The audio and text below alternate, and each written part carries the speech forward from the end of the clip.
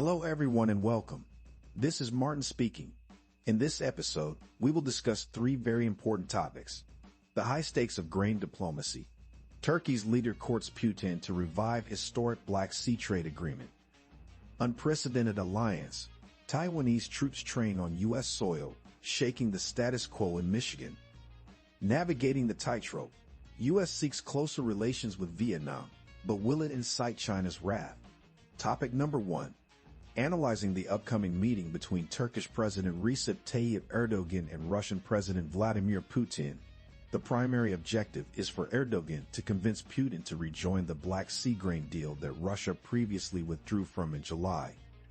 The meeting is scheduled to take place in Sochi, on Russia's southern coast, following much speculation regarding the timing and location of the talks.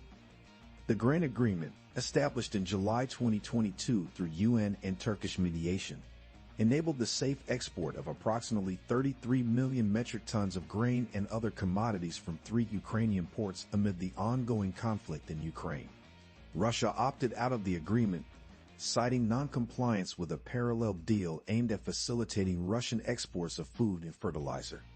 Moscow claimed that shipping and insurance restrictions hindered its agricultural trade, despite the fact that it had been shipping record amounts of wheat since the previous year.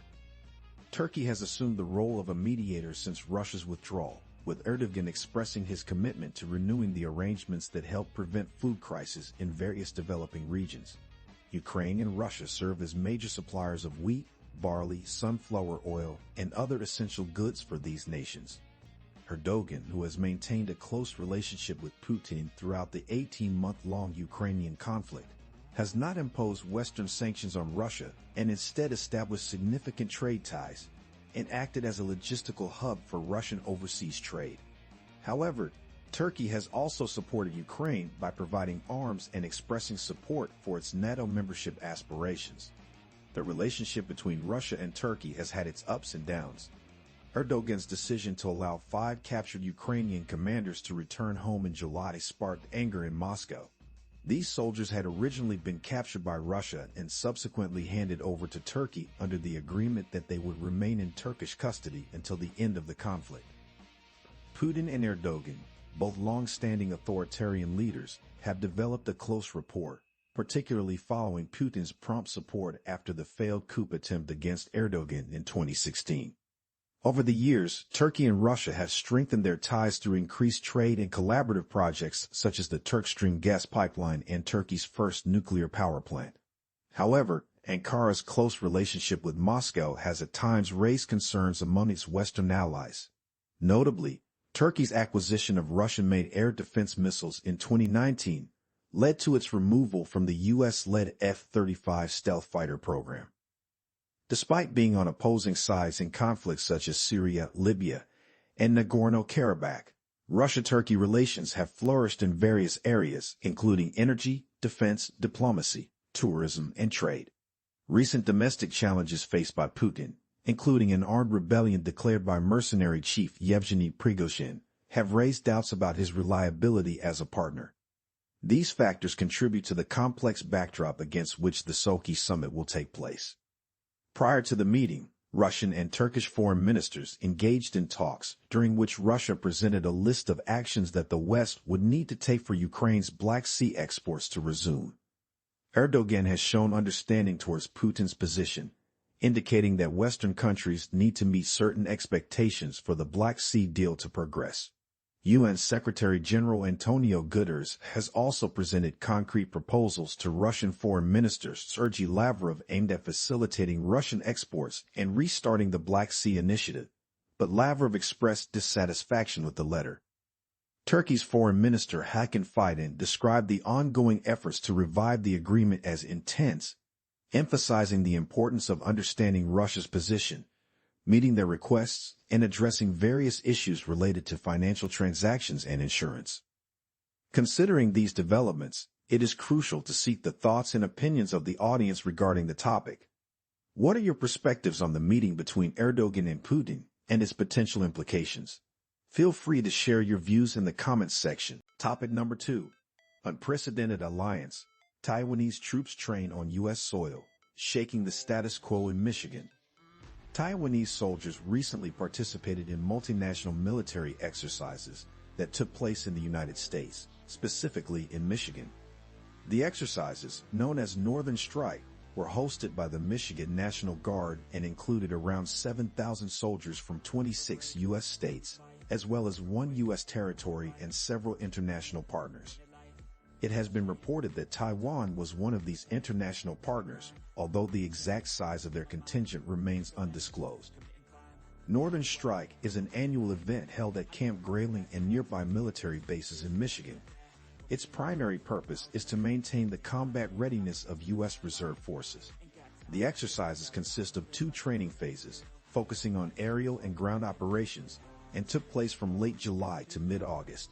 Several countries, including Latvia, which has been a long-term participant, joined Taiwan in these exercises. These multinational drills aim to ensure that reserve forces possess the necessary capabilities to work seamlessly with allied militaries, just as active military forces do. As one of the largest joint military exercises held in the U.S., Northern Strike covers various aspects of warfare to enhance military preparedness across different domains. The terrain and climate of northern Michigan were noted to resemble parts of China and Russia, providing participants with a diverse training environment. This development prompts an opportunity for discussion on the topic. What are your thoughts on multinational military exercises involving countries such as Taiwan? Feel free to share your opinion in the comments section below. Topic number 3. Navigating the tightrope. U.S. seeks closer relations with Vietnam, but will it incite China's wrath? Analyzing the U.S.-Vietnam diplomatic relationship, President Joe Biden's upcoming visit to Hanoi suggests the United States is looking to elevate its ties with Vietnam to the highest level. This move could potentially sour relations with China, causing concerns for Vietnam initially. However, the Biden administration has actively engaged with Vietnam through multiple high-level visits in recent months, aiming to convince the country of the benefits of the upgrade. The ultimate goal for the U.S. is to be ranked at the top tier of Vietnam's diplomatic relations, alongside China and Russia. Although no official statements have been released, both countries have expressed informal optimism about the 2-step upgrade. Vietnam, perhaps in an attempt to alleviate Beijing's concerns, is discussing potential visits from China's President Xi Jinping and Prime Minister Li Qiang to Hanoi, either after or shortly before Biden's arrival. While the risk of upsetting China remains high, Vietnamese leaders may have deemed the present as the opportune moment for the upgrade, given the expectation of worsening relations with China in the future. However, the short-term benefits for Vietnam from this upgrade are unclear. Although discussions for increased U.S. military supplies to Hanoi have been ongoing, a definitive deal is not anticipated in the immediate future. Vietnam has been exploring alternative partnerships, particularly to expand and upgrade its predominantly Russian-made defense arsenal. Notably, the country has engaged in several high-level defense meetings with top Russian officials. Additionally, the U.S. has shown support for Vietnam's aspiration to become a hub for the semiconductor industry, but the available public funds under the CHIPS Act are currently limited. There is potential for the U.S. to offer more assistance in this regard, according to Vu Tu Thanh, head of the Vietnam office of the U.S. ASEAN Business Council. Cooperation in the energy sector is another area that could see an increase as Vietnam prepares to delve into the liquefied natural gas, LNG, and offshore wind markets. However, administrative and funding delays may dampen progress in this field. The anticipated upgrade of relations between the U.S. and Vietnam is expected to benefit U.S. firms' plans within the country. Notably, companies like Boeing and AES are speculated to potentially make announcements during President Biden's visit. Nonetheless, there is no immediate comment from these companies regarding their plans. Considering that the U.S. is already Vietnam's largest export market, there is potential for streamlined U.S. customs procedures to further boost trade. This could be a positive outcome for both countries in terms of economic cooperation.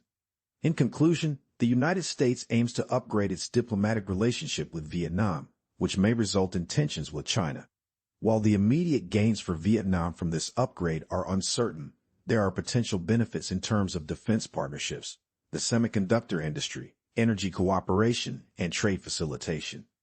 As this development unfolds, it would be interesting to hear from the audience about their opinions on the topic. Please feel free to share your thoughts in the comments.